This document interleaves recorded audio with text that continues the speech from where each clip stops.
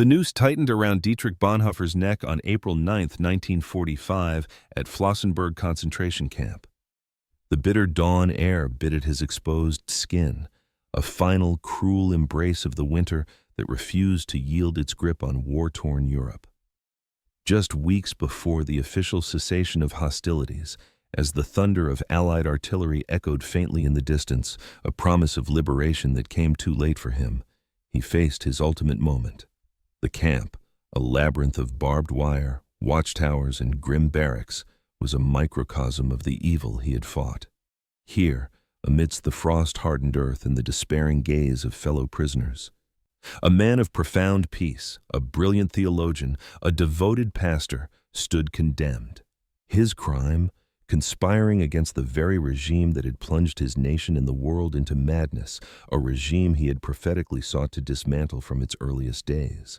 His final words, a whisper of unwavering conviction shared with a fellow British prisoner, Payne Best, resonated with a quiet, almost unsettling certainty in the face of imminent death.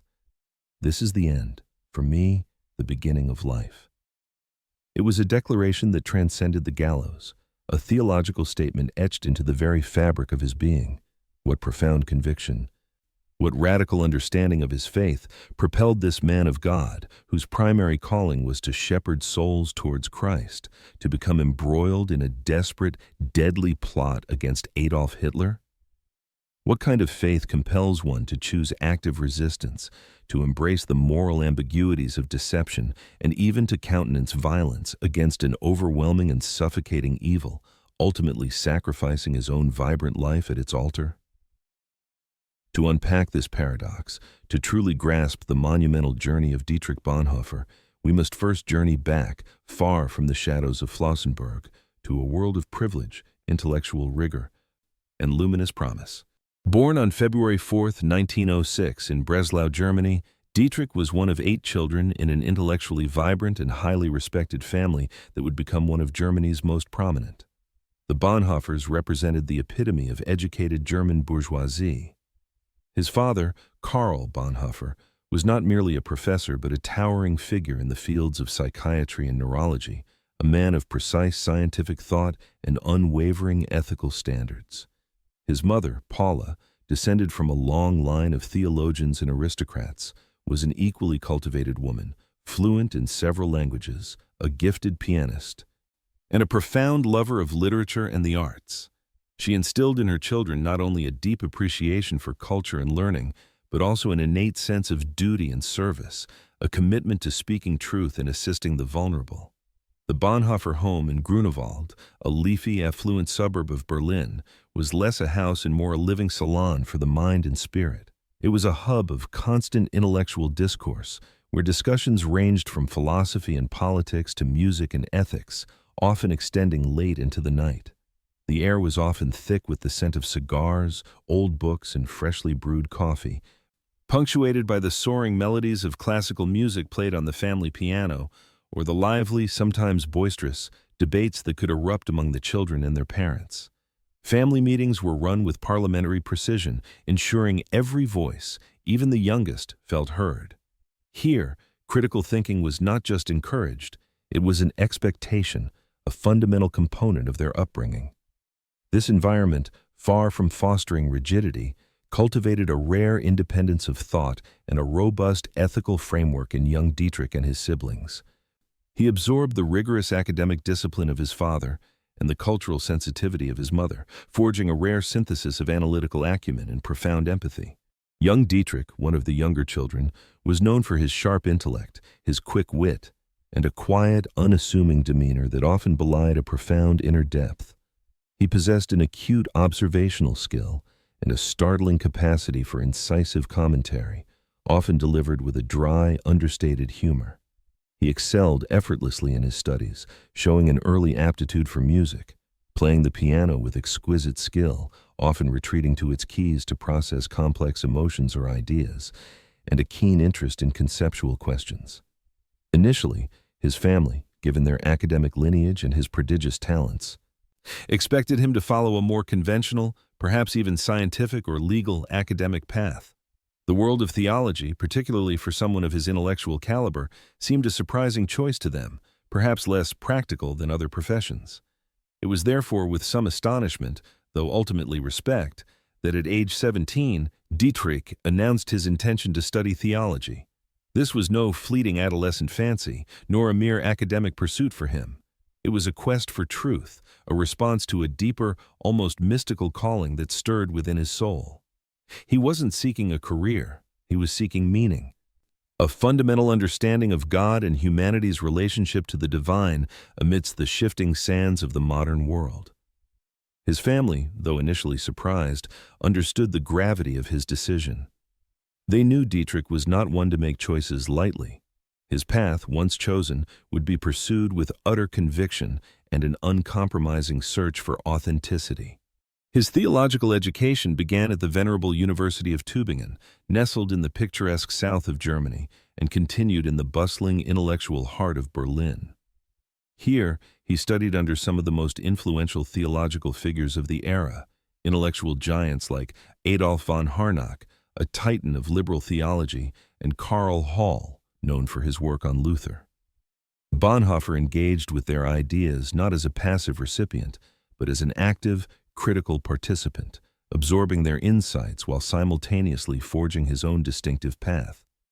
He devoured texts, debated fiercely, and challenged established paradigms with a precocious brilliance.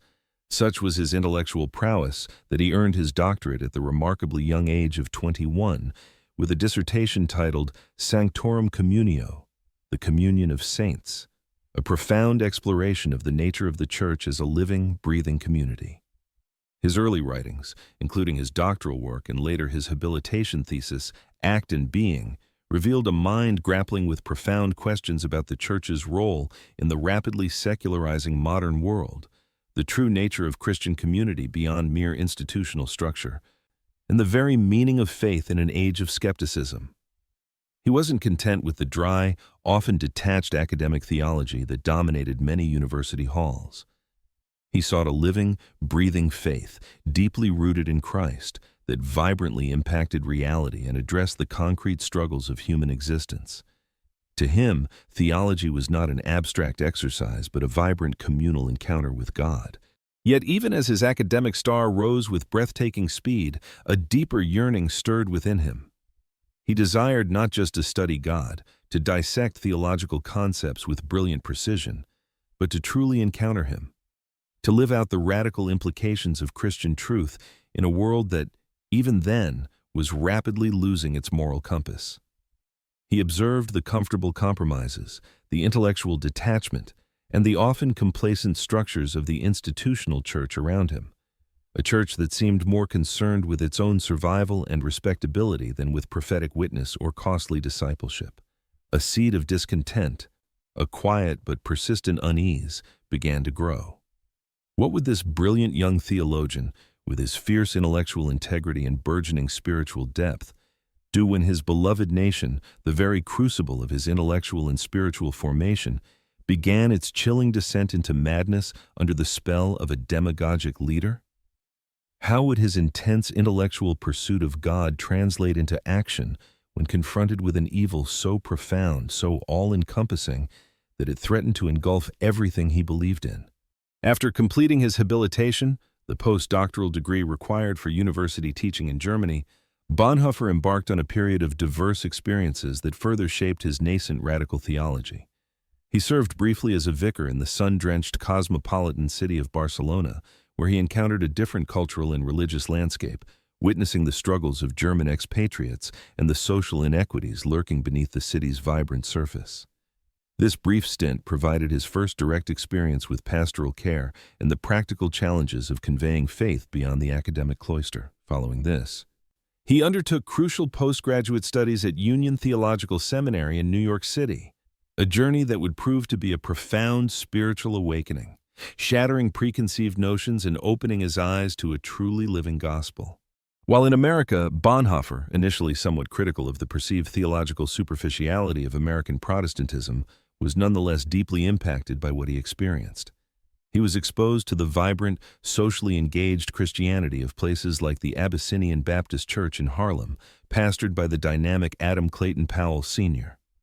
It was here, amidst the passionate gospel music, the fervent preaching, and the tangible sense of community, that Bonhoeffer encountered a faith that was not merely intellectual or liturgical, but profoundly connected to the struggles of the poor, the oppressed, and the racially marginalized. He sat in the pews, deeply moved by the raw emotion, the unvarnished truth, and the palpable sense of God's presence in a community that understood suffering intimately.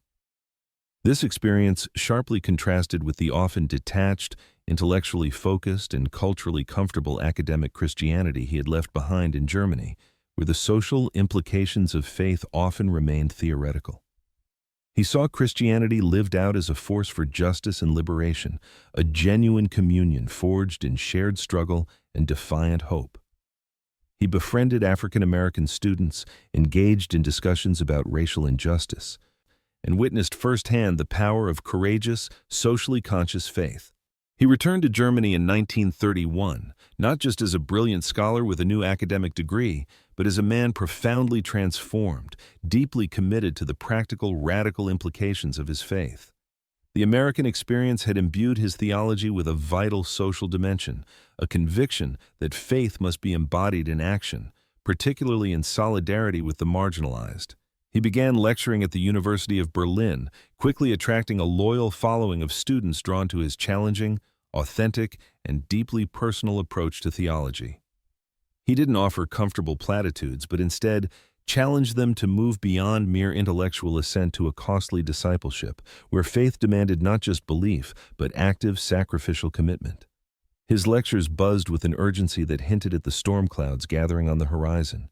Indeed, Germany was transforming, collapsing into a terrifying new era. Adolf Hitler's rise to power in January 1933 plunged the nation into a nightmare, swiftly dismantling democratic institutions and unleashing a torrent of propaganda, xenophobia, and racial hatred. Bonhoeffer was among the very first, a prophet in his own land, to recognize the profound dangers of Nazism, not just politically, but crucially, spiritually.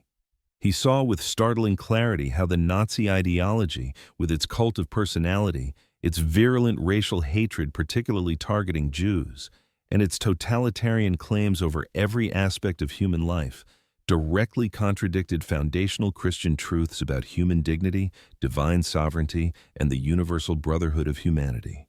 While many German church leaders were either tragically silent, hoping to preserve the church's position, or actively supported Hitler, seeing him as a longed-for restorer of national pride and order, Bonhoeffer raised an immediate, resounding alarm.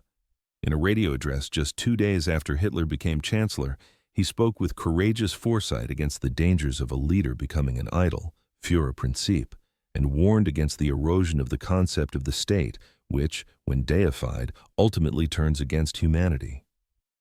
He called the church to resist such idolatry. He declared, if the Führer were not responsible to God, then he would be responsible to no one. The broadcast was abruptly, ominously cut off mid-sentence, a chilling precursor to the censorship and suppression that would soon engulf Germany. This was the first undeniable hint of the deep chasm forming between his unwavering convictions and the insidious agenda of the totalitarian state. The church in Germany, already fragmented, became deeply divided under the pressure of the new regime. The official Protestant Reich Church, backed and manipulated by the Nazis, sought to Aryanize Christianity, expelling Jewish converts from congregations, promoting racist doctrines, and replacing traditional Christian symbols with Nazi emblems. It aimed to create a German Christian faith subservient to the Führer.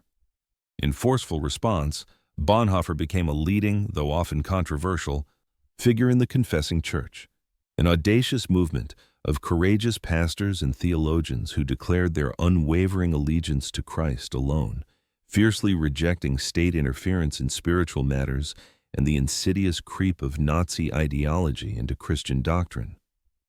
He was instrumental in shaping its theological foundations, contributing directly to the drafting of the Barmen Declaration in 1934, a foundational document of the confessing church.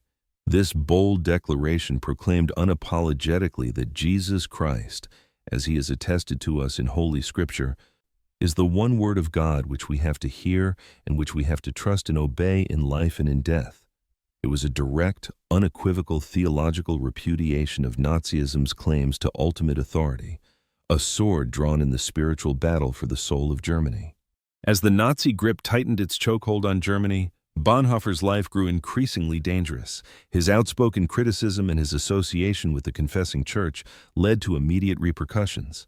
His university lectures, once eagerly attended, were eventually banned by the authorities.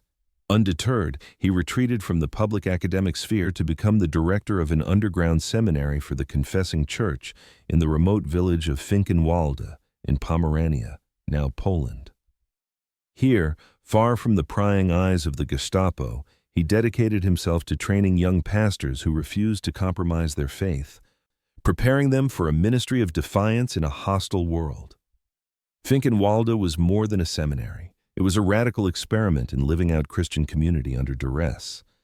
Bonhoeffer lived there with his students, fostering a rigorous, disciplined life of prayer, communal study of Scripture, silent meditation, and fellowship. They shared meals, chores, and the constant thread of discovery.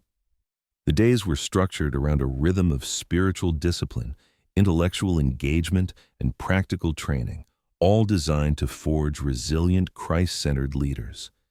It was during this intensely formative period, amidst the quiet rebellion of Finkenwalde, that he wrote his seminal work, The Cost of Discipleship. This searing indictment of cheap grace, grace that comes without discipleship, without following Christ, was a powerful call to radical obedience, emphasizing with stark clarity that when Christ calls a man, he bids him come and die. He understood, deeply and personally, that true faith in the escalating tyranny of Nazi Germany demanded not comfort or compromise, but sacrifice, a willingness to lay down one's life for the sake of the gospel and for the neighbor. But even as he nurtured future pastors in defiance, the Gestapo was always lurking, their ominous presence a constant shadow. The underground seminary, a beacon of truth in a sea of lies, was eventually discovered and closed by the authorities in 1937. Bonhoeffer was placed under constant surveillance, his movements restricted, his ability to speak publicly curtailed. He was forbidden to publish, to preach, to teach. The walls of totalitarian power were closing in, silencing his prophetic voice through official channels. The question loomed, growing ever more urgent and agonizing.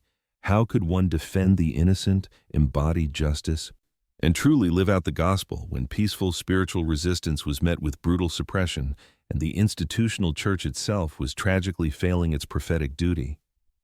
What more could a pastor do when the very fabric of humanity, the very image of God in man, was being torn apart by an evil so profound it defied all conventional categories? His world was closing in, and a choice, more radical, more fraught with moral peril than any before, awaited him. The escalating atrocities of the Nazi regime, the Kristallnacht pogrom of 1938, the systematic persecution of Jews, the invasion of Poland, and the onset of World War II, forced Bonhoeffer to confront an agonizing ethical dilemma, one that would redefine his understanding of faith and action. His deep theological convictions and his lifelong commitment to peace, born from his early spiritual formation and reinforced by his American experiences, clashed violently with the undeniable, monstrous evil he witnessed unfolding around him. He believed that the church had a profound responsibility not just to bind up the wounds of victims, offering solace and spiritual comfort, but to stop the trampling of the oppressor. For Bonhoeffer, merely preaching the gospel, however faithfully, in a time of systemic injustice and impending genocide, became pathetically insufficient. He was convinced that the church should not simply await divine judgment or passively console the suffering. It must actively and concretely resist injustice. This profound conviction, sharpened by the urgency of the moment, led him down an unthinkable path for a pastor, a path that would shatter his pacifist leanings and challenge his very public persona. He joined the Abwehr, the German military intelligence, in 1940. This was not out of any loyalty to the nascent regime, which he despised, nor a sudden embrace of militarism. It was, rather, a calculated and deeply painful decision, a strategic maneuver to obtain a cover for his involvement in a burgeoning anti-Hitler resistance plot. This clandestine network was led by his brother-in-law, Hans von Dohnanyi, a brilliant jurist who also worked for the Abwehr, and included a diverse group of anti-Nazi figures, including even some high-ranking military officers like Admiral Wilhelm Canaris, the head of the Abwehr, who secretly harbored anti-Nazi sentiments. Bonhoeffer understood that to truly fight evil, one might have to enter its domain, donning a disguise to undermine it from within. Operating within the very structures of the regime he so deeply despised, Bonhoeffer's role was complex, morally ambiguous, and extraordinarily dangerous. Under the guise of legitimate intelligence work, ostensibly using his ecumenical contacts for the German war effort, he secretly used his extensive international connections to communicate with Allied sympathizers. He conveyed vital clandestine information about the German resistance and, remarkably, sought support for a potential post-Hitler Germany, envisioning a democratic and just society to rise from the ashes of tyranny. He traveled extensively and perilously to Norway, Sweden, and even Switzerland, making delicate contacts, often with members of the ecumenical movement who unknowingly, or perhaps knowingly in some cases of deep trust, served as conduits for his covert activities. His life became a constant, soul-shattering tension between his public persona as a seemingly loyal Abwehr agent and his underground treasonous work as a committed conspirator. He was, in essence, living a double agent's life, carrying coded messages, recruiting members to the resistance cause, and participating in hushed discussions about the intricate structures of a future, democratic Germany that would emerge after the tyrant's fall. One can only imagine the immense psychological toll of such calculated deception, a stark and agonizing contrast to the transparent honesty and radical truthfulness he had always preached as a theologian. He, a man of God whose entire life had been dedicated to Christ, was now contemplating the morality of tyrannicide, the killing of a tyrant, as a last desperate act of love for his neighbor and for creation. This was a profound and agonizing ethical transformation, from a pacifist theologian to a moral agent who believed that the greater good, the preservation of human dignity and freedom, necessitated drastic, even violent action. The plan was audacious, fraught with impossible risks and repeatedly delayed, to overthrow Hitler and his regime either through a military coup or, failing that, through assassination. Bonhoeffer and his co-conspirators were utterly convinced that this was the only remaining way to save Germany, and indeed Europe, from utter destruction and to halt the ongoing genocide. He was instrumental in various covert operations, most notably Project 7, Operation U7, or the Vatican Courier Project, a daring scheme conceived by Dohnanyi. Under this plan, a group of persecuted Jews, designated as Abwehr agents or couriers working for German intelligence, were to be spirited out of Germany to safety in Switzerland, saving them from almost certain death in the concentration camps. Bonhoeffer himself played a hands-on role in facilitating these escapes, leveraging his Abwehr credentials and international connections. This active intervention, risking his life daily to save innocent lives, represented the ultimate embodiment of his costly grace theology. Not just speaking truth to power, but embodying it, even when it meant breaking the law of the land, deceiving authorities, and compromising his own ethical purity in favor of a higher moral law, the law of love and justice. The stakes could not have been higher. Every whispered conversation, every clandestine meeting in a dimly lit cafe, every treacherous travel abroad to liaise with foreign contacts was fraught with unimaginable risk. The air was thick with paranoia, and the Gestapo's net was tightening, drawing ever closer. Bonhoeffer knew it. He watched with a heavy heart as friends, colleagues, and fellow conspirators were arrested, disappeared into the labyrinthine prison system, or met their end before firing squads. The noose of totalitarian power was slowly but surely drawing tighter around the neck of the resistance, threatening to strangle it into silence. He lived with the constant, gnawing question: how long could this dangerous masquerade be maintained? Would his ultimate, inevitable sacrifice be in vain, a mere footnote in the annals of a lost cause? Or would his faithful defiance sow seeds for a future, more just world? On April 5, 1943, the inevitable happened. The precarious house of cards, built on deception and courage, finally collapsed. Dietrich Bonhoeffer was arrested by the Gestapo at his family home in Berlin. The scene was likely sudden and stark. The ominous knock on the door, the grim-faced officers, the quiet but firm pronouncement of arrest. His family, though aware of his dangerous activities, was devastated. He was initially imprisoned in Tegel military prison in Berlin. The charges, remarkably, were relatively minor at first, related to currency violations and his involvement in Project 7, the illegal assistance to Jews. But crucially, the authorities had not yet fully connected him to the deeply treasonous assassination plots against Hitler. Yet even in the grim confines of Tegel, stripped of his freedom and his ministry, Bonhoeffer's spirit remained remarkably undaunted. His time in prison, paradoxically, became one of his most productive and profound periods, a crucible where his theology was not just refined, but forged in the fires of confinement, suffering, and existential questioning. From his cell, often writing on scraps of paper smuggled out by sympathetic guards, he penned a remarkable collection of letters, poems, and theological reflections that would later be posthumously published as Letters and Papers from Prison. These writings offer an unparalleled, intimate insight into his evolving thought, grappling with the nature of Christian existence in a world come of age, a secularized world that increasingly felt it had no explicit need for God. He explored groundbreaking concepts like religionless Christianity, advocating for a faith that engages the world in its own terms, and the profound, demanding idea of a costly grace. Grace that demands everything, including one's very life, not as a price for salvation, but as the logical outcome of a life authentically lived for Christ. His letters, addressed to his family and closest friend Eberhard Bethke, reveal a deeply compassionate and resilient soul, offering comfort, counsel, and unfailing encouragement to those outside the prison walls, even while facing his own uncertain and increasingly perilous fate. He found ways to connect with fellow prisoners, sharing his faith with them, offering spiritual solace, and even celebrating small acts of human defiance and solidarity amidst the dehumanizing conditions. He once famously wrote, echoing his experiences in Harlem and his commitment to the suffering world, "One must speak of God in such a way that the godless, too, can understand."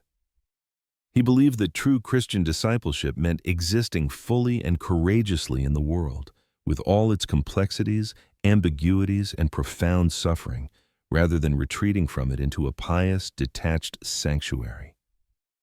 He did not idealize suffering, but saw it as a path to deeper understanding, profound empathy, and solidarity with God's own suffering and vulnerability in Christ.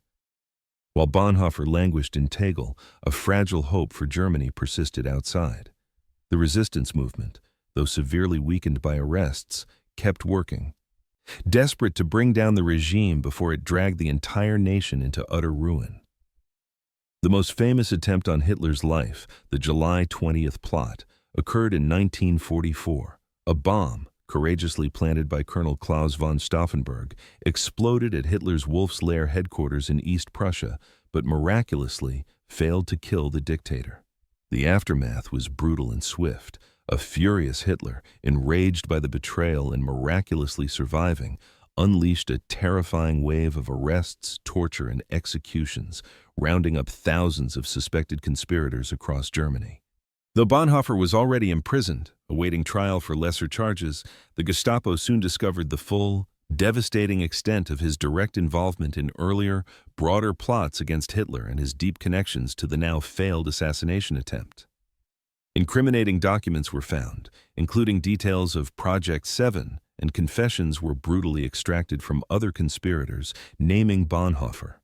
His theological writings and personal letters, once seen as mere spiritual reflections, were now meticulously scrutinized, twisted into damning evidence of high treason.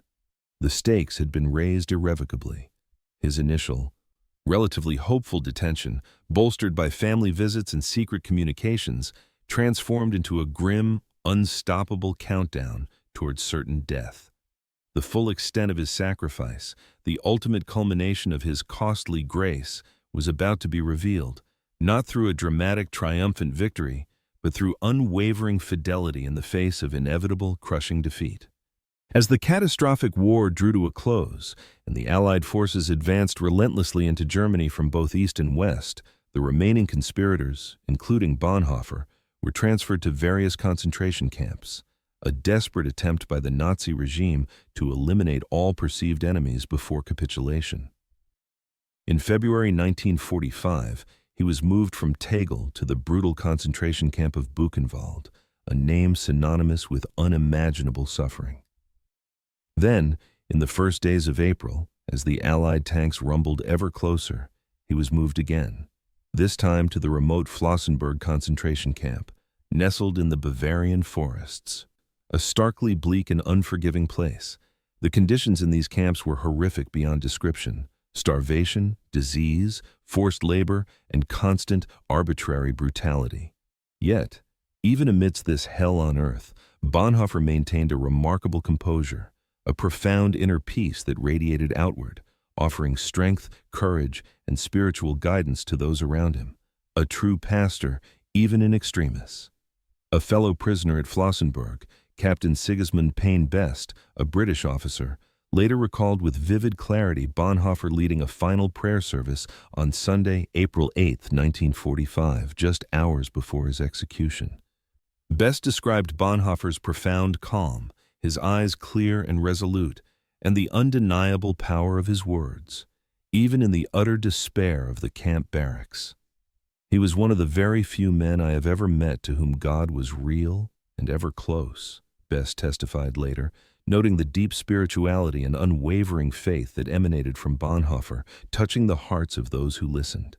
Despite the imminent threat, Bonhoeffer's peace was infectious, a testament to his belief that even in the darkest valleys, God's presence remained.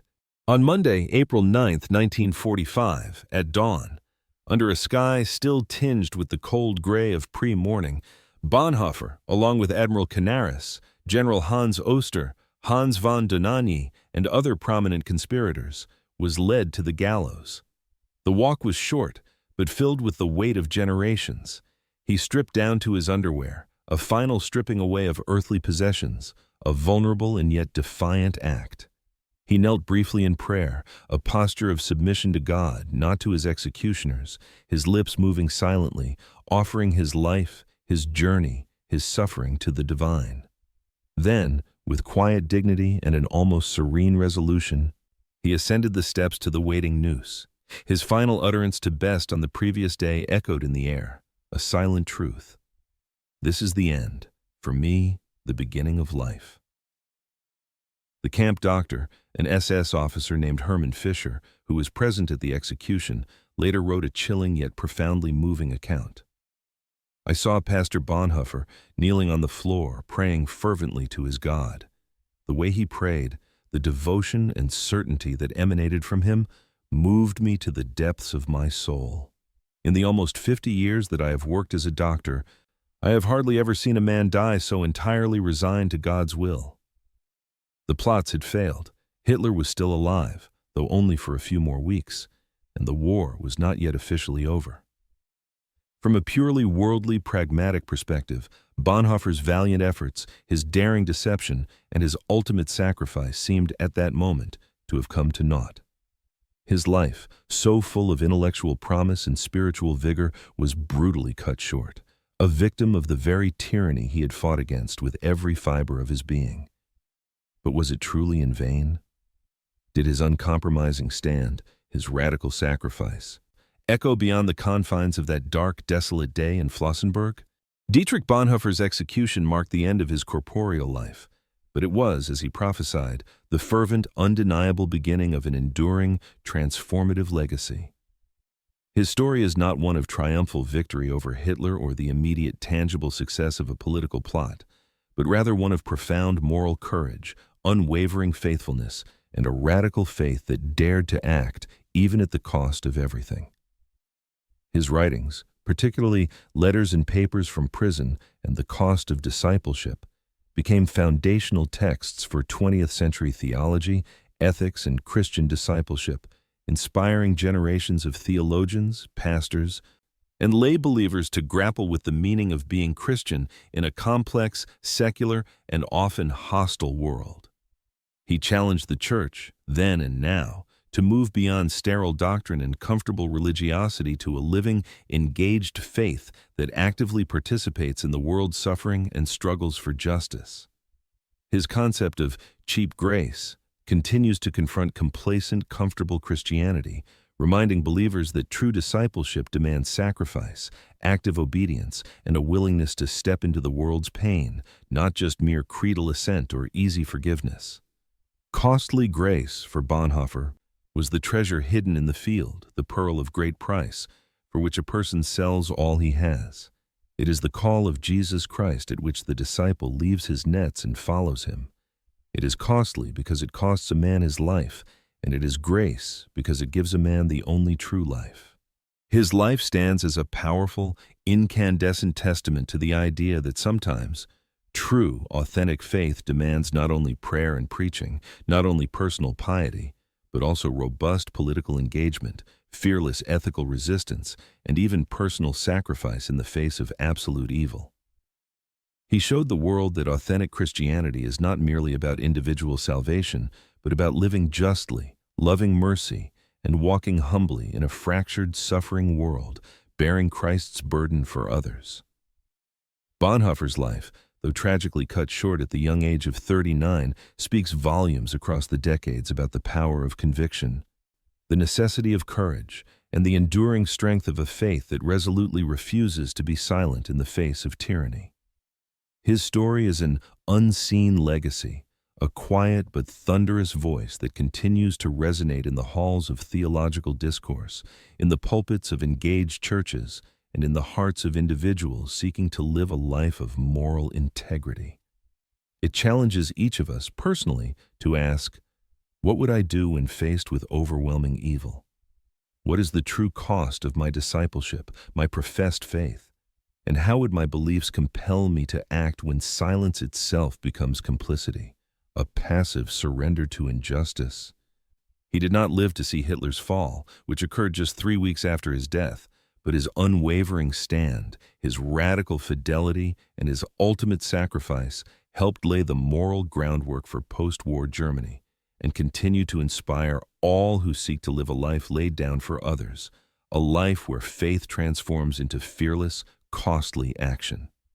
His ultimate sacrifice, understood not as defeat but as a profound act of love for his neighbor, an embodiment of Christ's suffering love, continues to speak across time. A pastor who plotted against tyranny, a theologian who became a martyr, a man who in his final resolute breath found the true beginning of eternal life.